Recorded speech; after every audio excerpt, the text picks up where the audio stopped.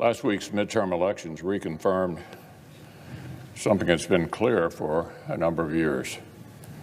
When it comes to politics and to policy, we are a closely divided nation. For the third straight election, our closely divided nation saw a closely fought election go all the way down to the wire. And as the dust settles, for the third straight time, the American people have chosen a very closely divided government. Though several races for the House of Representatives remain uncalled, it appears the likeliest outcome would mean the American people have put a stop to 2 years of Democrats' disastrous one-party government and placed the House in Republican hands. Senate Republicans have spent 2 years working to check and balance reckless policies. It will be an outstanding thing for the country to have a set of new reinforcements arriving on the other side of the Capitol. Now, while this election underscored some of our country's close divisions, it also highlighted areas where the people are speaking overwhelmingly with one voice. The American people are not divided over what Democrats' reckless policy decisions have done to our economy and to their families' budgets. Exit polls show 3/4 of voters say the economy they're facing is poor or not good.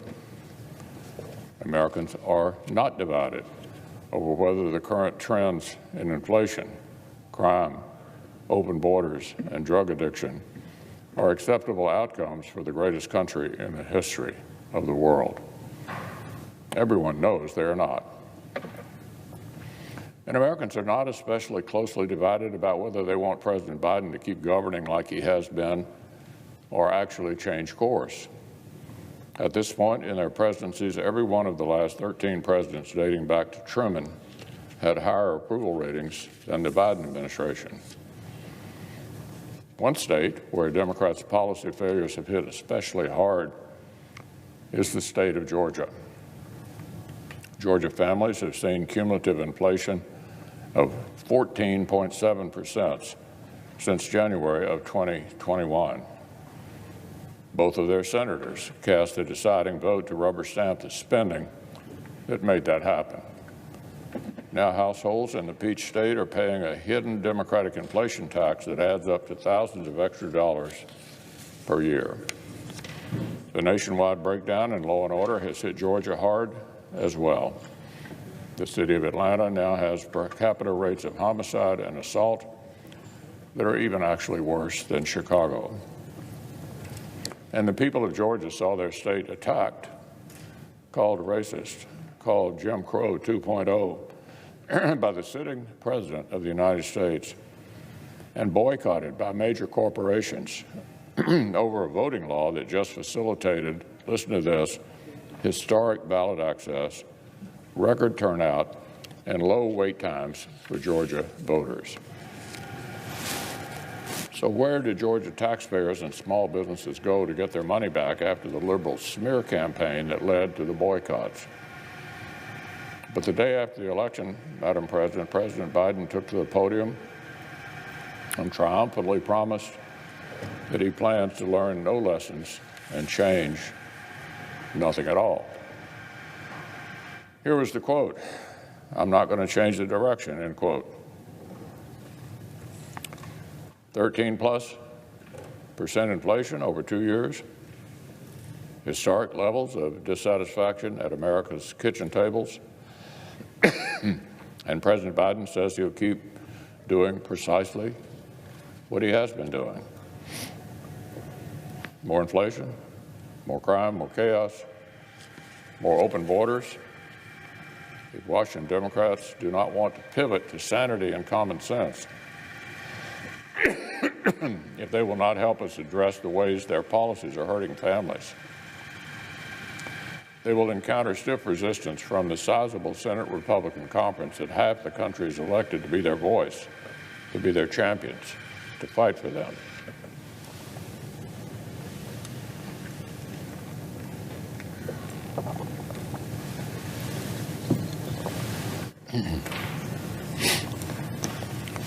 So to sum it up, we're going to fight hard for the American families this administration is leaving behind.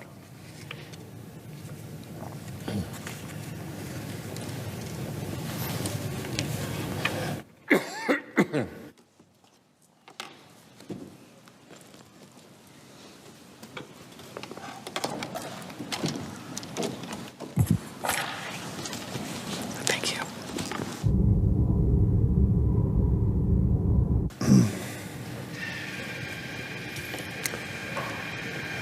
Madam President. The senior senator from Illinois.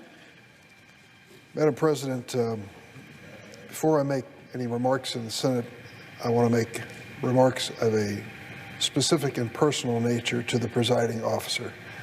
The last time we were together was election night, and it was a wonderful night for you, for your family, and for the state of Illinois. Your victory was an amazing achievement, but your whole life has been an amazing achievement. And I particularly will remember when Brian brought the girls up to the stage and they jumped all over their mom in her wheelchair. It was something that made the news and should have. It was a wonderful moment for you and your family, but it was a wonderful moment in American politics. Your reelection in the state of Illinois was my #1 priority. And I didn't have to work as hard as I thought I would because they love you, and it showed in the vote. So congratulations to the presiding officer. Madam President, in the fall of 1862, President Abraham Lincoln sent his second annual message to Congress. The Civil War was raging. Our nation was really uncertain as to its future. In the midst of what Lincoln called this fiery trial, he called on Congress to do something that was remarkable: to assure the freedom of every American, including the nearly 4 million black Americans living in bondage. President Lincoln said this is the only way to, quote, save the last best hope of earth, American democracy. Last Tuesday, 160 years later, Americans across the country stood up, went to the polls, and did their part in their time to save the last best hope of earth. They voted to protect our fundamental freedoms and to preserve our democracy. One of those voters, Madam President, was a young woman in our state named Lauren. She's a student at the University of Illinois in Champaign. The students at the university once again had to wait for hours in line. People were bringing pizzas to sustain them during their trial of waiting to vote. It worked. They voted in big numbers, and Lauren was one of them. While she was waiting in line, a reporter with the Illinois Student Newsroom asked her why. Why did you come out here to vote? She said, I was voting based on women's rights in terms of candidates who were supporting women's choice. It's important as a student, she said, as a young person to come out and vote for issues that I care about. Thankfully, Lauren wasn't alone. In this year's election, young voters continued a trend that began 2018 and 2020. They turned out in record numbers. They realize it is the responsibility of their generation to do a better job than our generation and to keep democracy alive. So let's start off by thanking the young people, the sons and daughters who were raised properly when it came to their civic duty, who voted for the first time last week, and for some it was a repeat performance, along with every other American. With their votes, they sent a message to us and to the rest of America that they was loud and clear. It is time for the big lie to die. Last week, in state after state, voters rejected MAGA Republicans who ran on this big lie that the 2020 election was stolen. This outrageous assertion, with no proof, no evidence, and nothing to back it up other than the big liar, has become rampant among some quarters of this country. But thank the Lord, it did not prevail on Election Day. In fact, every single election denier who ran for Secretary of State in a swing state was defeated. Every single one of them. So the takeaway here isn't all that complicated. I hope it's one that our Republican colleagues will finally take to heart. It's time to reject that extremist lie. The American people are sick and tired of false claims that the 2020 election was stolen. The same claims that generated the insurrectionist mob, which on one of the saddest days in the history of this building, stormed this Capitol on January 6, 2021, injuring over 149 law enforcement officials who were doing their duty to protect this building and the people in it, and sadly leading to 6 deaths. Now the threats of violence continue. After the election and the American people have spoken, can we finally join together in a bipartisan fashion to condemn all forms of violence regardless of their political origin? It's inconsistent with a democracy that we can be proud of.